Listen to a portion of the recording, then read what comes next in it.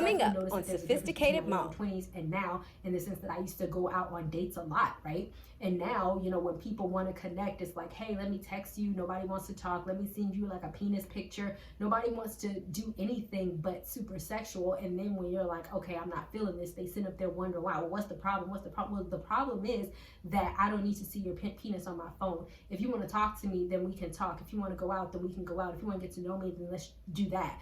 We don't automatically have to jump into something super physical and then you're getting mad at me like I'm wrong. No, I'm not wrong for wanting to actually get to know you before putting your thing inside of my body.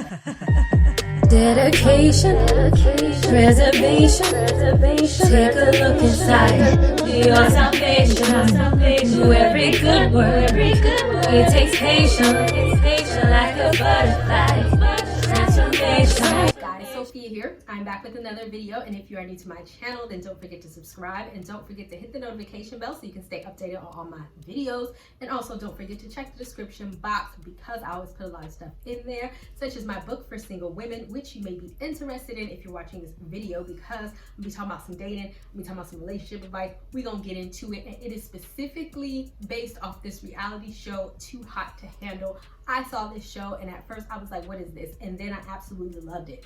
If you guys don't know, I'm a huge person of celibacy. I talk about celibacy a lot, and this is something that I really feel highlights the benefits of celibacy, or in this particular instance, they were forcing them to be celibate. If you have not seen the reality show, basically it is about people who are very prevalent in this world. I think is about, to me, this hookup culture that we have going on. It is about these group of people who really value sex and physical touch and all, and they have issues in their relationships because of it. So they put these people on this reality show. They didn't know that this was going to be the catch, that they did not have, that they could not kiss and that they could not have sex or any physical contact. They could not even masturbate. This retreat is full of the sexiest people in the world.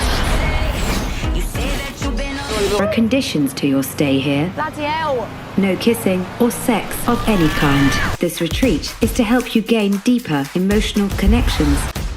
Money will be deducted for any sexual activity.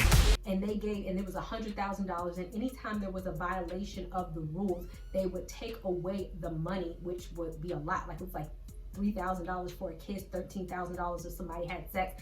And so it really, but the point wasn't to punish them. The point was to really force them to make meaningful connections, which once people actually started abiding by that, it did force them to make meaningful connections. And it also revealed some things about why celibacy is beneficial and why people have bad relationships, because they are so busy focused on the physical attribute and not actually getting into relationships. So the first thing that I want to get into is the way that people were dating was wrong, because on this reality show at one point they gave them a green bracelet and they told them that if the green bracelet went off, guys were able to break the rules for a limited amount of time. So this probably wasn't sex because the green light wasn't on that long. It was probably more of kissing. But the way to get the bracelet to come on is that they actually had to make a meaningful connection. They told them this. However, people still struggle. They could not figure out how to get this green light on. You know, I have to be a good boy over here. Why'd you have to be a good boy? Because, you know, we have rules. I just feel like I need to release that sexual tension. Do you know what I mean? Mm-hmm. And how will you be paying for tonight? Cash or card? I'm so used to doing naughty things, then connecting with someone, and now I'm like, oh, it's so systematic. Lana wants us to get to know someone, but then I'm like, oh, but then do I fancy him sexually? I don't know, but then I don't want to get to know someone if I don't fancy him sexually. So I think I'm just gonna go in for the kill. What do you feel after that? I don't think it was green, was it? Well, you can kiss another $3 grand goodbye. So when they were on dates, literally they were like, oh, let's talk about sex. Let's talk about something superficial. Let's talk about something physical. And then they would sit there and look at the watch and wonder why the green light wasn't coming on.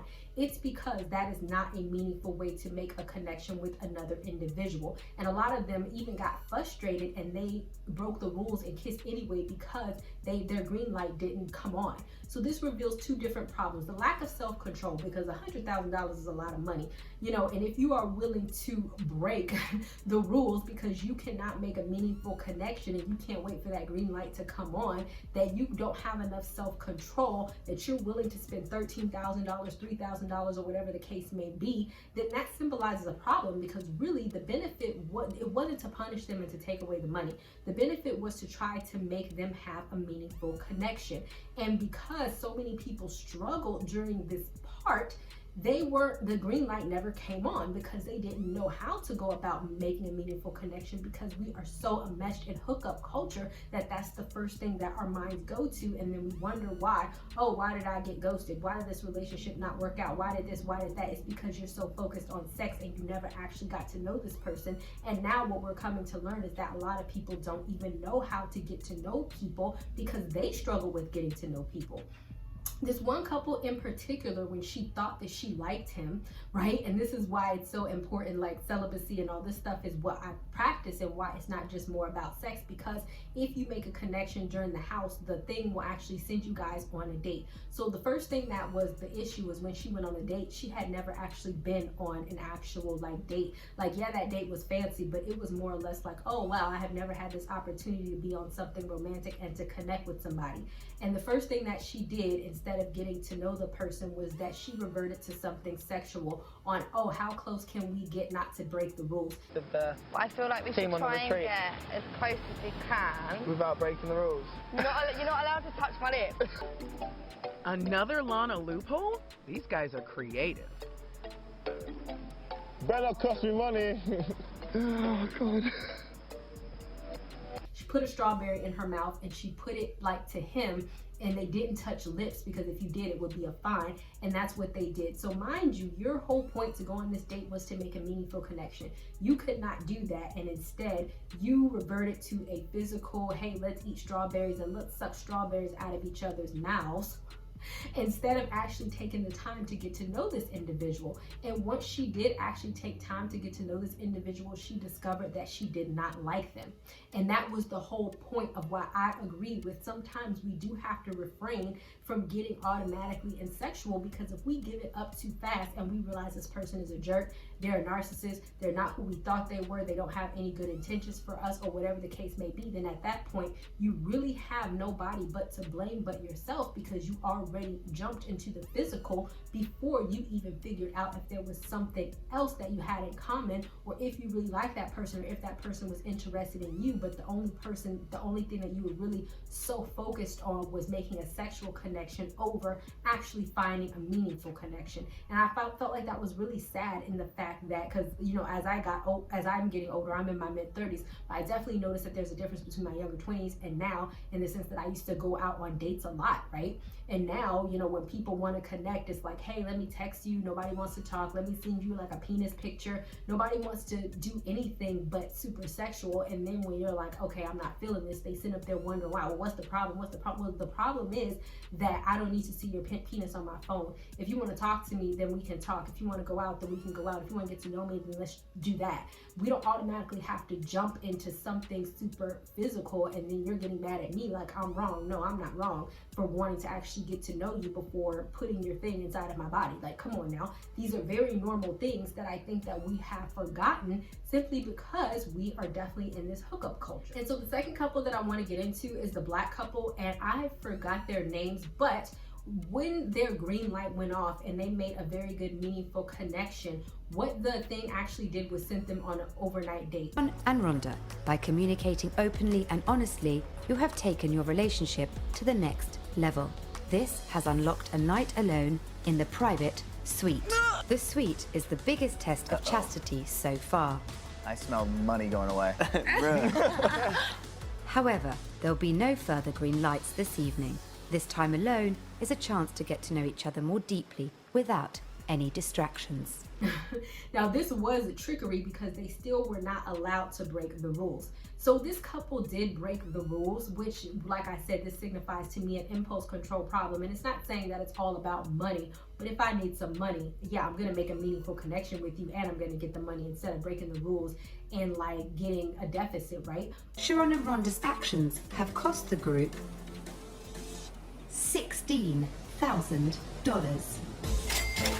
You failed the ultimate test of chastity. However, I recognize that by not going all the way, you have demonstrated a level of growth that is encouraging, and you are forming a deeper connection.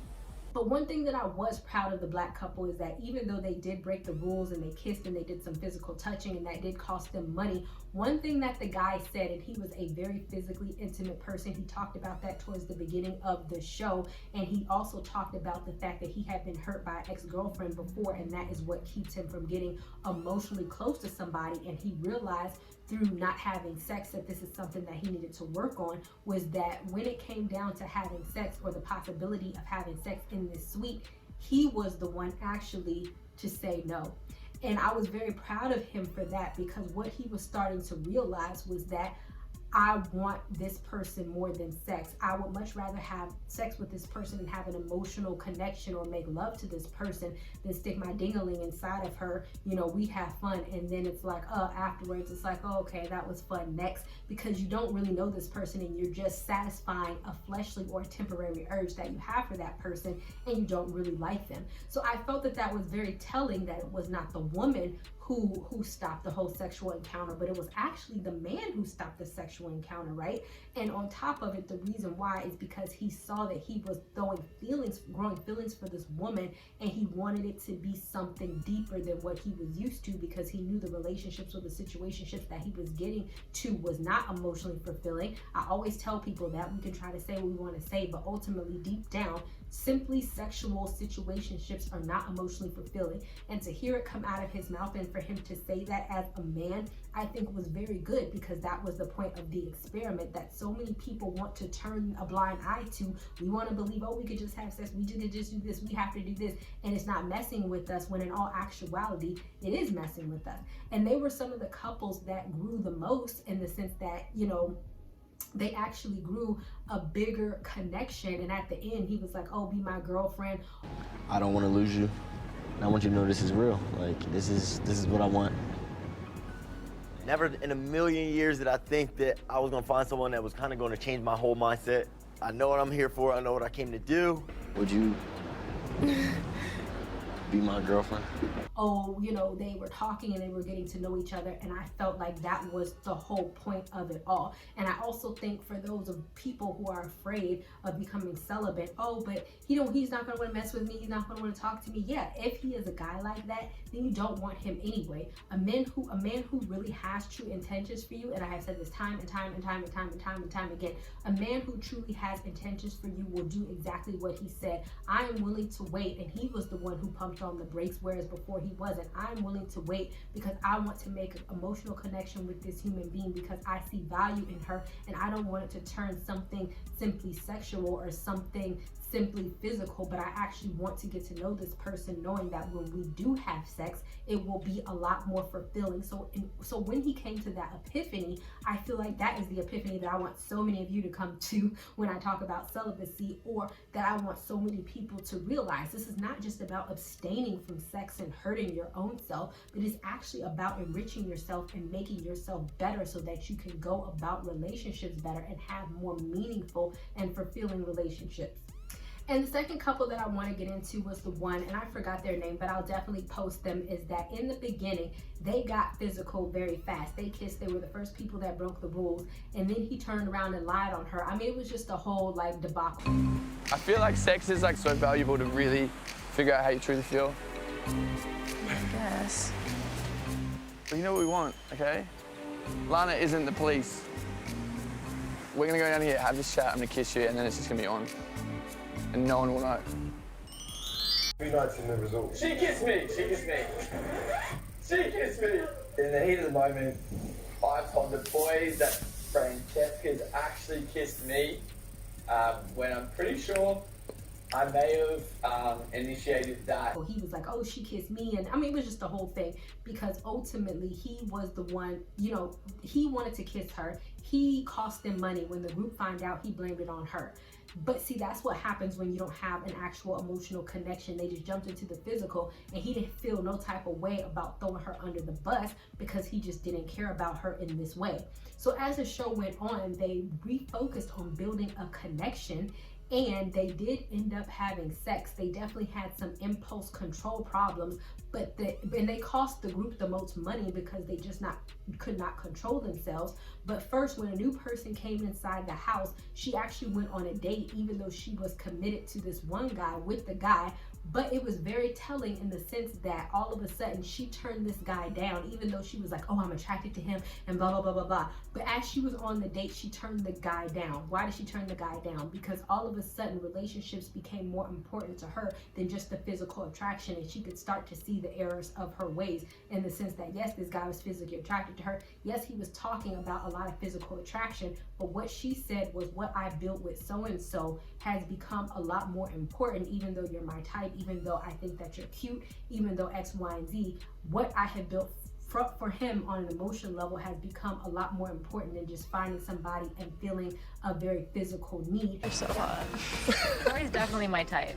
Everything about him is like my type. I think what Harry and I have is like super rare, and like I don't think that I'm gonna be able to find it again. And as much as the temptation is like so real for you, like it is, I can't like jeopardize what I have with him.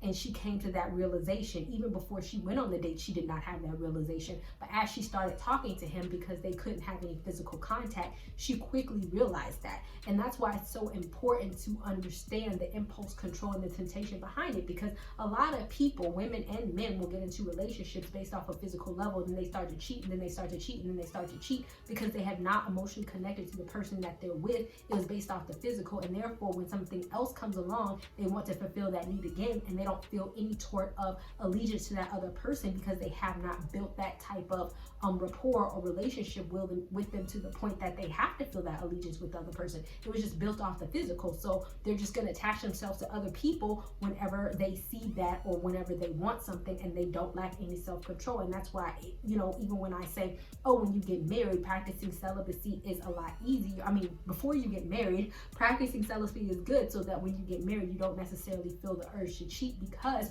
you know that what you have with this person is very important, and that is more important than fulfilling a momentary, you know, sexual urge that you have with this person, because what you have with your main significant other goes well beyond that. And then their last task, because they had lost so much money, was to actually go inside the overnight suite and to not touch. And if they did touch, then they would be fine. But if they didn't touch, then the money that they had cost them, which was like something like $30,000-$40,000 or something crazy, would be restored back. Harry and Francesca. You two have broken the rules more than anybody else. Your challenge is to spend a night in the private suite with no physical contact at all. If the test is passed, all the money that Harry and Francesca have lost will be returned. You guys could earn $32,000. And guess what? That is a lot of money, and they were able to control their impulses, because what we know about celibacy is, at the end of the day, they were only there for a month, right? You can have sex with this person anytime after you leave. Anytime you can have sex with me after you marry me. You can have sex with me after you commit with me.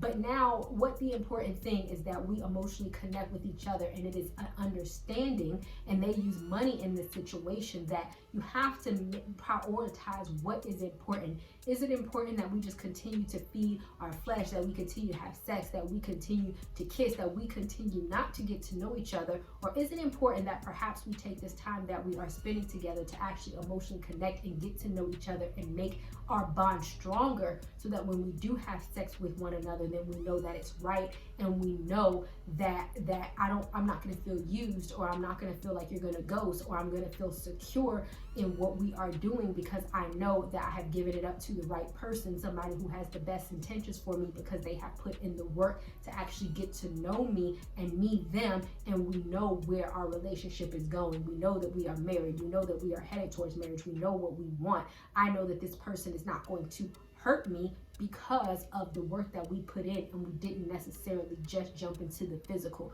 So it really does make you go about relationships a lot better if people were just willing to see that, which is why I felt like this show was just so like wonderful. And even the people who didn't, you know, end up pairing with other people, they also were able to make a transformation in their mind just from observing other people, or just from having to talk to other people, and not necessarily jump to the physical and seeing like, dang, I would have had sex with this person on the outside, but now that I'm talking to them, I really don't see anything in them. And so even that is the growth process of not just, you know, not just making superficial connections, but actually looking deeper in what you really want for a partner. If you guys have not caught the show, I definitely recommend that you do, because I think that you would definitely learn a lot about celibacy, about restraining and all this other type of stuff, or about, you know, the point of finding more meaningful connections, and how you may be dating wrong, or how we are so enmeshed in this hookup culture that we don't even know what we're doing anymore. And maybe that's why the divorce rate is so high, right? All right, guys, thank you guys so much for watching. Have you guys watched the show? I would definitely love to know if you have not, and what you guys think about it. If you feel like it's something that you want to do, even if you don't want to commit all the way to celibacy until marriage, do you at least want to be celibate for a predetermined amount of time until you're able to make a meaningful connection with somebody? I would definitely love to know your thoughts on it. You can leave it down below, and I will see you guys another day, another time. Bye, y'all. Hi, my name is Dr. Sophia Reed, the author of the amazing Christian lifestyle blog, Sophisticatedmom.com, and I'm here to tell you about my book for Christian single women, Fix It Jesus for Single Women Only, the straightforward, no-nonsense guide to dating, relationships, and self-improvement. How many of you feel frustrated with God because you have not met the one yet, or because you keep getting into bad relationships? How many of you are just sitting, wishing, hoping, thinking, and praying that the day comes until you get married, and with each passing day you sink deeper into depression because you're still single? Well, no more. If this sounds like you, this book is for you, because it is the most honest, funny, and amazing Christian books for single women that you're going to read. Through 30 amazing chapters, each handcrafted for you and the issues that you face as a single Christian woman, this book is unlike any other that you've read before. Available in audio, paperback, and ebook.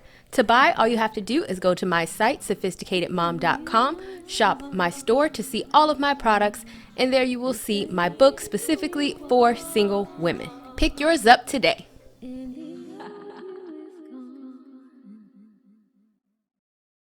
Not ready for the show to end? It doesn't have to. You can head over to my site where you can read hundreds of articles. And also you can feel free to shop my store where I have all of my products for sale. And last but not least, for even more video content, feel free to visit my YouTube channel where I talk about a wide array of content. Thank you guys so much for tuning in, and until next time, stay blessed.